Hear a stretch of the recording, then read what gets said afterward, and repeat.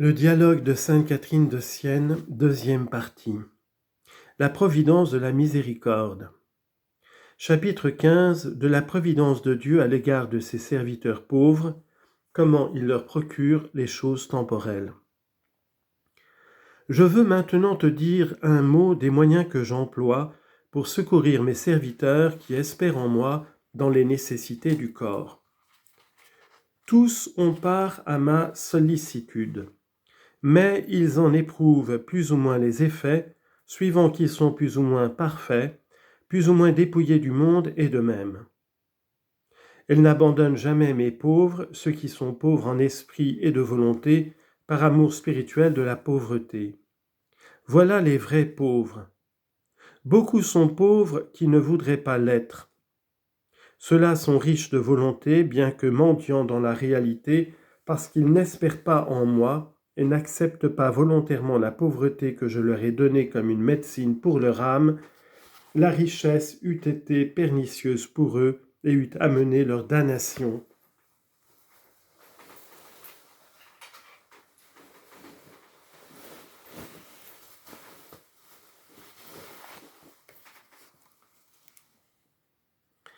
Mes serviteurs, eux, sont pauvres, sans être mendiants. Le mendiant, maintes fois, manque du nécessaire et souffre de grandes privations, tandis que le pauvre n'est pas dans l'abondance, mais a du moins ce qu'il lui faut. Jamais je ne laisse manquer celui qui se fie à moi, tant qu'il espère en moi. Je le réduis parfois à une certaine extrémité pour lui faire voir et toucher que c'est moi qui peux et veux subvenir à ses besoins, pour lui faire aimer davantage ma providence et l'attacher à cette épouse, la vraie pauvreté.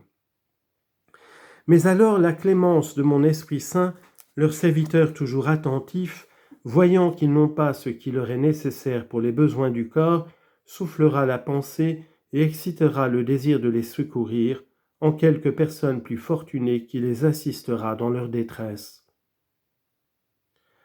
Toute la vie de mes chers pauvres est ainsi gouvernée par la sollicitude que j'inspire à leur endroit aux serviteurs du monde.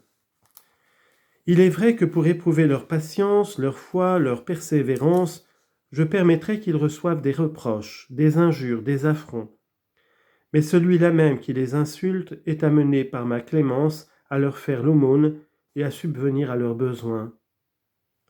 C'est là ma providence générale à l'égard de mes chers pauvres.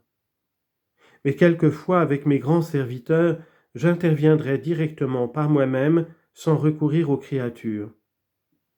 Tu en as fait toi-même l'expérience et tu as entendu conter ce trait de ton glorieux père Dominique. Dans les premiers temps de son ordre, les frères étaient dans la plus grande détresse.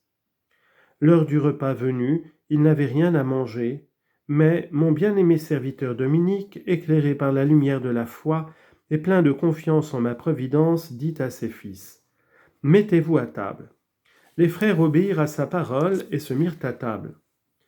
Alors moi, qui ne fais jamais défaut à qui place en moi son espérance, j'envoyai 2 anges avec un pain très blanc qui suffit largement à leurs besoins pour plusieurs repas.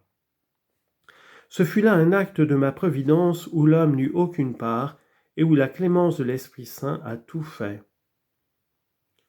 En d'autres circonstances, je multiplie une petite quantité qui est insuffisante pour les besoins de mes serviteurs, comme il arriva à cette douce Vierge Sainte Agnès, qui depuis son enfance jusqu'à son dernier jour me servit avec une si sincère humilité et une si ferme espérance que jamais elle n'eut la moindre inquiétude pour elle-même ou pour sa famille.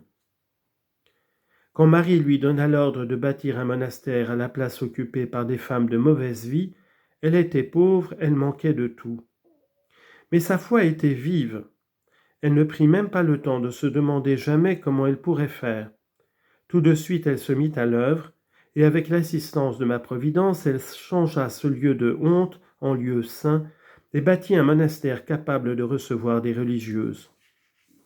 Elle y assembla aussitôt 18 jeunes vierges qui n'avaient rien que ce qu'elles pouvaient attendre de ma providence. Une fois, entre autres, je permis qu'elles manquassent de pain. 3 jours entiers, elles ne vécurent qu'avec des herbes. Tu pourrais me demander comment en avez-vous agi ainsi avec elles ? Ne venez-vous pas de me dire que vous ne manquiez jamais à ceux qui espèrent en vous dans leurs besoins? Il semble bien que dans ce cas-ci, vous les avez abandonnés dans leurs nécessités, car d'après la loi commune, l'homme ne peut soutenir son corps seulement avec des herbes. Il peut y avoir des exceptions pour les parfaits, mais si Agnès était dans l'état de perfection, ses compagnes ne l'étaient pas. Je te répondrai que dans cette circonstance, j'ai agi de la sorte pour accroître jusqu'à l'ivresse dans l'âme d'Agnès l'amour de ma providence. Quant à celle qui était encore imparfaite, je l'ai préparée ainsi au miracle qui suivit et qui devait commencer de les affermir dans la lumière de la très sainte foi. Je communique d'ailleurs aux herbes ou à toute autre substance en pareil cas une vertu spéciale, où je dispose le corps humain de telle sorte qu'il s'accommode mieux de ces quelques herbes, ou même du jeûne absolu qu'il ne faisait auparavant du pain et des autres aliments qui servent d'ordinaire à la nourriture de l'homme. Tu le sais bien pour en avoir fait toi-même l'expérience.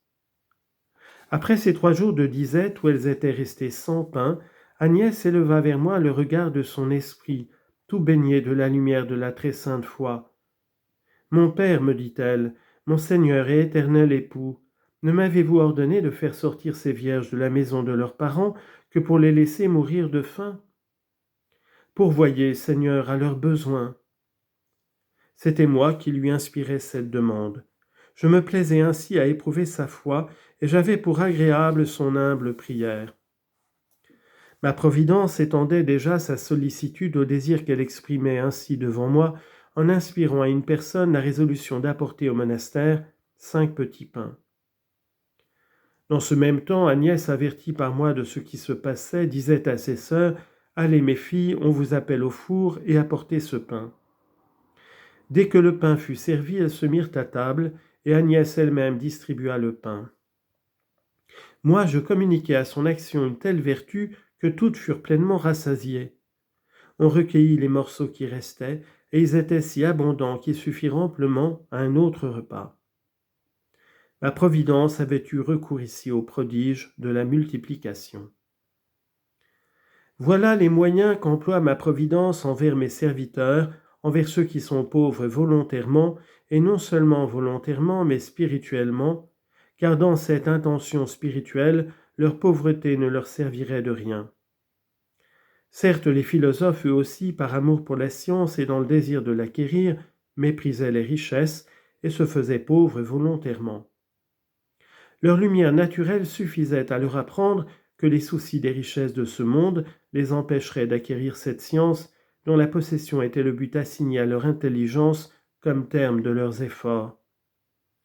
Mais comme cette volonté d'être pauvre n'était pas spirituelle, n'était pas inspirée par la gloire et l'honneur de mon nom, ils n'obtenaient point par elle la vie de la grâce ni la perfection. Ils n'avaient droit qu'à la mort éternelle.